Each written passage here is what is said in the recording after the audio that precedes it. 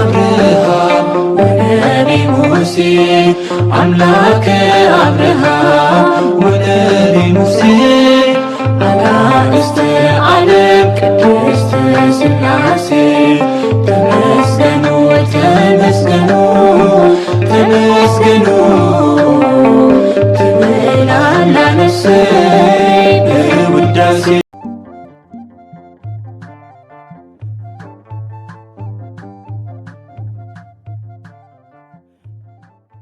በስመ ሥላሴ በስመ አብ ወወልድ ወመንፈስ ቅዱስ አሐዱ አምላክ አሜን። ሰላም እግዚአብሔር አምላክ ምስኩላትኩም ይኹን። ስድራ እግዚአብሔር አምላክ ከመይ ውዒልኩም? አነ እግዚአብሔር ይመስገን። ክብሪ ይስፋሕ መድኃኔዓለም አቦይ ልዑል እግዚአብሔር አምላኽና ክሳብ ሰዓት እዚኣ እትጸንሕ እስትንፋስ ዓዲሉ ብጸጋን ብጥዕናን ስለ ዝዓቀበናን ዘጽንሐናን ክብርን ምስጋናን ኣምልኮን ውዳሴን ንዘለዓለም ንዑ ይኹኖ አሜን። ከምኡውን ነታ ርህርህተ ህሊና ቅድስተ ቅዱሳን ንጽሕተ ንጽሓን ወላዲተ አምላኽ ወላዲተ ቃል ዝኾነት ቅድስቲ ኪዳነ ምሕረት ኣዴ ቅዱስ ወዳ ብዝሃባ ክብርን ምስጋናን ውዳሴን ይብጽሐያ። ከምኡውን ንኹሎም ቅዱሳና እግዚአብሔር አምላኽና ብዝሃቦም ክብሪ ብዝሃቦም መዓርግ ከከም መዓርጎም ኩሎም ቅዱሳን ክብርን ምስጋናን ንዘለዓለም ንዖም ይኹን አሜን። 12 ጉንበት ናይ ዕለቱ ስንክሳር ድሰምዕ ዘንብብ ፍቕሪ ጎይታ ኣብ ልቡ ይዕንብብ ሓለዋን ጸሎትን ናይ ቅዱሳን ድማ ይረክብ። ዝክረ ጻድቅ ለዓለም ይህሉ ዝኽሪ ናይ ጻድቅ ንዓለም እዩ ዝነብር። ካብ ኩሉ ክፉእ ዘበለ ክድሕኑ ንቅዱሳን ተማሕፀኑ አሜን። በዚ ሎሙዓንቲ 12 ጉንበት ወርሓዊ በዓል ናይ ቅዱስ ሚካኤልን ናይ ኣባ ሳሙኤል ናይ ኩሎም ቅዱሳን በረኸቶም ይሕደረና። ቅዱስ ሚካኤል ብየማናን ብጸጋምናን ቆይሙ ካብ ኩሉ ክፉእ ዘበለ ይሰውረና አሜን። በስመ አብ ወወልድ ወመንፈስ ቅዱስ አሐዱ አምላክ አሜን። ጉንበት 12 ዝኽበሩ ዓመታዊ ናይ ቅዱሳን በዓላት ድማ እዚኦም እዮም። ቅዱስ ዮሐንስ አፈወርቂ ንቤተ ክርስቲያንና ናይ ብርሃን ምሰሶ ስለ ዝኾነ ስለ ዓቢ ሃዋርያዊ ሊቅ ቅዱስ ዮሐንስ አፈወርቂ እንታይ ክብል ይኽእል? እንታይ ክንዛረብ ግን ብናይ ቅዱሱ ጸሎት ንበረኸት ቁሩብ ክንጽሕፍ ክንሳተፍ ኢና። ቅዱስ ዮሐንስ አፈወርቂ መን እዩ? ነገዱ ካብ ሶርያ ዝተወልደ ብ347 ዓመተ ምህረት ኣብ እስክንድርያ ክኸውን ከሎ ኣቡኡ ኣስፋኒዶስ ይበሃል፣ ኣዲኡ ድማ ኣትናስያ ትበሃል። ንሶም ከዓ ደግ ወይ ከዓ ሕያወት ስለ ዝኾኑ ነዚ ዕንቂ እግዚአብሔር ሃቦም። ሊቅ ዮሐንስ ንክርስቲያን ከም ዝግባእ ብትምህርትን ብጥበብን ሓበየ እሞ ገና ብህፃንነቱ ናብ ግሪክ ከይዱ ናይ ዘመኑ ሳይንስ ወይ ከዓ ፍልስፍና ካብ ኣፉ ስጋብ ገደፉ ተማሂሩ ተመለሰ። ንቅዱስ ዮሐንስ አፈወርቂ ፍልይ ካብ ዝገብሮ ነገራት ሓደ እዚ እዩ። ብዘመናዊ ይኹን ብመንፈሳዊ ትምህርቲ እዚ ተሪፍዎ ዘይበሃል ሊቅ ዝኾነ ገና ብ15 ዓመቱ ንእሽቶ ከሎ እዩ እምበኣር ብክልተ ወገን ዝተሰሓለ ሰይፊ ብምዃኑ ብህይወተ ስጋ ከሎ ጥራሕ ዘይኮነስ ሕጂ እውን ንመናፍቃን ዓቢ ናይ ርእሲ ሕማም እዩ። እዚ ቅዱስ ገና ብ16 ዓመቱ ሃብቲ ንብረት ውበት ክብርን ፍልጠትን ዘመልኣሉ እኳ እንተኾነ ዘሎ ኩሉ ግን ንነዳያን ንድኻታት ሂቡ መጻሕፍቲ ጥራሕ ኣኪቡ ምስ ዓርኩ ቅዱስ ባስልዮስ ናብ በረኻ ኣተወ። ሰብነቱ ብጾምን ብጸሎትን እንዳቐጽዐ ኣብ በረኻ ክነብር ከሎ ወንጌላዊ ቅዱስ ዮሐንስን ሊቀ ሐዋርያትን ቅዱስ ጴጥሮስን ናብኡ መጹ። ሊቀ ሐዋርያት ናይ መንግሥተ ሰማያት መኽፈቲ ስልጣን ቅዱስ ዮሐንስ ድማ ወንጌል ሂቦምዎ ተሰወሩ። ድሕሪዚ ዕለት ቅዱስ ዮሐንስ አፈወርቂ ባሕሪ ምስጢራት ኮነ። ብሉይ ምስ ሓድስ ካብ ኦሪት ዘፍጥረት ስጋብ ራእይ ዮሐንስ በአንድምታ ትርጓሜ ተንተኖ። ብፍላይ ንሓድስ ኪዳን እንዳተመላለሰ ኣመስጠሮ። እዚ ቅዱስ ሕልናኡ ከይደኸመ ንጹህ ኣእዳው ከይዝሓላ ዝጸሓፎ ድርሳናትን መልክዓትን ትርጓሜታትን እንተተቆጸረ 10,000 መሊኡ ናይ ብሓቂ ነዚ ኣግርሞት ኣንክሮ ይግባእ። እቲ ዝገርም እዚ ኩሉ ዝሰርሕ ከሎ ግን ዕድሚኡ ገና ለግለግ ኣብ መዓርገ ዲቁና ነበረ። ድሕሪ እዚ ብእግዚአብሔር ትእዛዝ ቅሽና ተሸይሙ ብስብከተ ወንጌል ብዙሕ ኣቦታት ኣባፅሐሞ ብቅድስናኡ ስለ ዝፈተውዎ ናይ ቁስጥንጥንያ ፓትርያርክ ገይሮም ሸምዎ። ኣፈወርቂ ክዛረብ ኮነ ክምህር ከሎ ዝዛረብ ኮነ ድምፂ ዝገብር ኣይነበረን። ካብ ጣዕሚ ትምህርቱ ዝተላዕለ እቶም ህዝቢ ብምድማፅ ፅን ኢሎም ይሰምዕዎ ነበሩ። ክምህር ከሎ ምድራውያን ሰባት ጥራሕ ዘይኮኑስ ልዑላን መላእኽቲ እውን ተኣኪቦም የድንቕዎ ነበሩ። ሓደ መዓልቲ እውን እመቤትና ኣብ ማእከል ህዝቢ ከሎ ኣፈወርቂ ኢላ ፀዋዓቶ። ስለዚ ኢኻ ኣፈወርቂ ተባሂሉ ዝፅዋዕ። እዚ ቅዱስ ብስልጣነ ቃሉ ንመልክዓ ሞት ገሲጹ ን10 ዓመት ኣቂምዎ እዩ።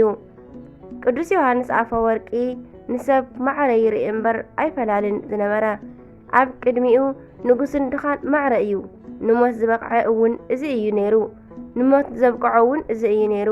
ምክንያቱ በቲ ወቕቲ ንግስቲ ኣውዶክስያ ናይ ሓንቲ ድኻን መበለት መሬታ ይሕዲጋታ ነበረት እሞ መኸራ ግደፍ በላ እሞ እምቢ ስለ ዝበለቶ ድማ ኣወገዛ። ንሳ ግን ምስ ሓጥኣንን መናፍቃንን መኺራ 2 ግዜ ኣጓዓዘቶ ኣሰደደቶ ማለት እዩ። ኣብ ዝተሰደደሉ ፍረ ኣፍርዩ ኣስተምሂሩን ኣእሚኑ ብ407 ዓመተ ምህረት ኣዕረፈ። ቤተ ክርስቲያን ምእመናንን ከይጸገብዎ እንዳናፍቅዎ ብ60 ዓመቱ ንእሽቶ ከሎ ተፈለዮም። በቲ ወቕቲ ዓብይ ሓዘንን ብኽያትን ተገብረ። ሓደ መዓልቲ በቲ ዘመን ሕያዋይ ንጉስ ኣርቃዲዮስ ግብሪ ኣእተወ እሞ ወይ ከዓ ግብጃ ገበረ። በዛ ለይቲ ድማ ቅዱስ ሊቅ ተዓጢቑ ክጽሊ ከሎ ኣባ ማርዳሪ ዝበሃል ጻድቅ ድማ ካብ ሰማይ 12 ሊቃነ መላእክት በዓል ቅዱስ ሚካኤል ብግርማ ክወርዱ ከለዉ ተመልከተ። ሰንቢዱ ናበይ ኢኹም ደኣ ጎተተይ እንተበሎም ናብ ቁስጥንጥንያ ኢና ናብ ቅዱስ ዮሃንስ ኣፈወርቂ ንኸይድ ኣለና በልዎ። ንሱ ንእመቤትና ከመስግና ጎይታ ነጊርና እዩ እሞ በልዎ። በጃኹም በሉ ንዓይ ከዓ ናይ ኣፈወርቂ ምስጋናኡ ክገልጸለይ ምእንቲ መርቑኒ በሎም። ሊቃነ መላእክቲ ድማ መሪቖሞ መንገዶም ቀጸሉ። ንጽባሒቱ ድማ ኣብ ውሽጢ ቤተ መንግስቲ እቶም ሊቃውንቲ መጻሕፍቲ ጳጳሳት ህዝቢ ከለዉ ኩሎም ተኣኪቦም ካብቲ ግብጃ በልዑ እሞ ቅዱስ ዮሃንስ ኣፈወርቂ ግን ኣብ መንበሩ ተቐሚጡ ነበረ እምበር ኣይበልዐን። ግብጃ ምስ ተወድአ ንጉስ ኣርቃዲዮስ ንሊቅ ቅዱስ ኣፈወርቂ ሕቶ ኣለኒ ኢሉ ኣብቲ ማእኸል ጉባኤ ሓተቶ። ንምንታይ ወንጌላዊ ማቴዎስ እያእመራ ዮሴፍ እስከ ኣመ ወለደት ወልደ ዘበኩራ ናይ ብኹሪ ወዳ ስጋብ ተወልድሲ ኣይፈልጣን ማለቱ ማቴዎስ ምዕራፍ 1 ክሳብ 25 ዘሎሲ ስለምንታይ እዩ እንተበሎ ቅዱስ ሊቅ ተንስኡ ግን ብመንፈስ ቅዱስ ተቃኒዩ ክትርጎመሉ ጀመረ። ድንግል ማርያም ንጹህ ብርለ ትመስል ብርለ ዝተፈላለየ ቀለም ዘለዎ ፈሳሲ እንተመሊእካዮ እቲ ቀለሙ ብሓንሳብ ይቀያየር። እመቤትና ከዓ ንጎይታ ስለ ዝተጸነሰት ሕብረ መለኮቱ ክለዋወጥ ከሎ መልክዓ ከዓ ምስኡ ክለዋወጥ ከሎ እናረኣየ ዮሴፍ ይስንብድ ነበረ። ንሳ መን እያ ኣብ ማህፀና ዘለኸ መን እዩ እንዳበለ ዮሴፍ ይጭነቕ ነበረ። ጎይታ ድሕሪ ምውላዳ ግን ሓደ ሕብረ መልክዕ ወይ ከዓ ሕብሪ መልክዕ እኳ ስለ ዝኾነት ኣቐዲማ መን ከም ዝነበረት ኣይፈለጠን።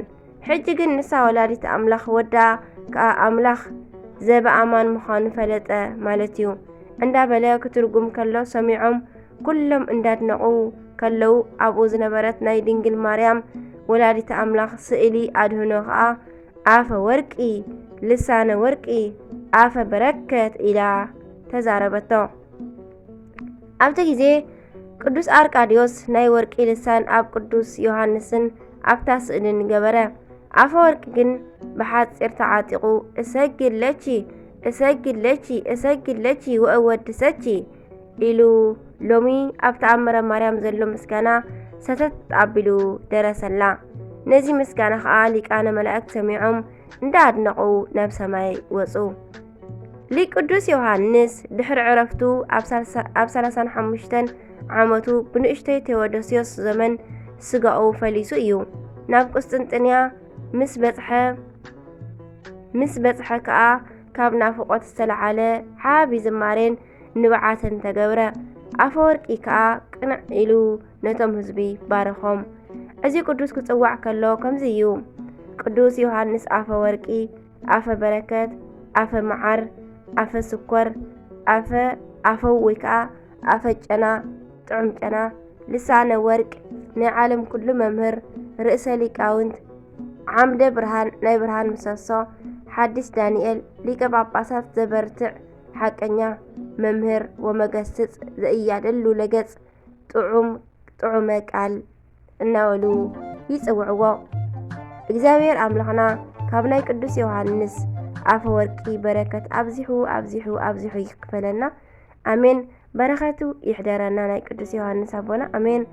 ከምኡውን ኣቡነ ተክለ ሃይማኖት ከምኡ ከዓ በዚ መዓልቲ ዓቢ ጻድቅ ኣቡነ ተክለ ሃይማኖት ስጋኦም ፈለሰ። እዚ ዝተገብረ ጻድቁ ኣቡነ ተክለ ሃይማኖት ምስ ዓረፉ ድሕሪ 56 ዓመታት እዩ። በቲ ዕለት ድንቂ ዝኾነ ተኣምራት ድማ ተፈጸመ።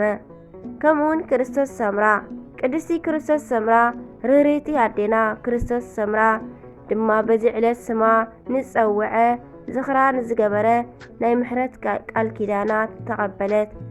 ኣሜን። በረኸታ ይሕደረና ከምቲ ቃል ኪዳን ዝተቐበለቶ ድማ ንዓና እውን ብቃል ኪዳና ተሓልወና።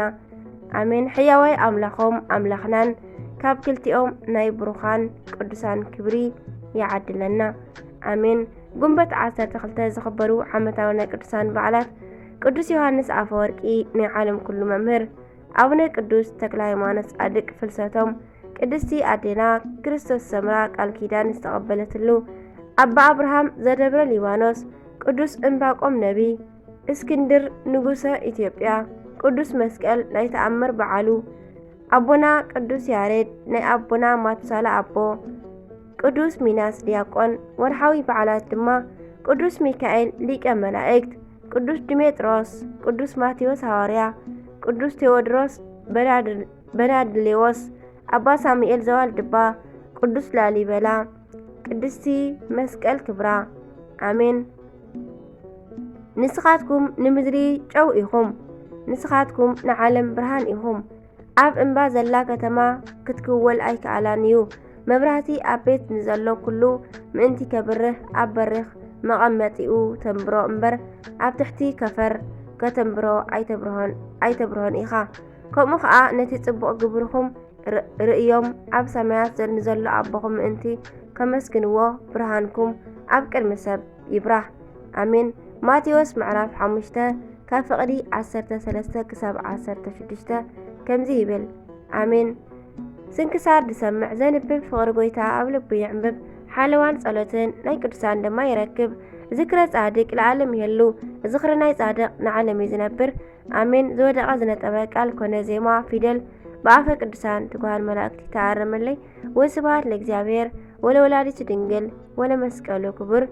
አሜን አሜን ለይኩን።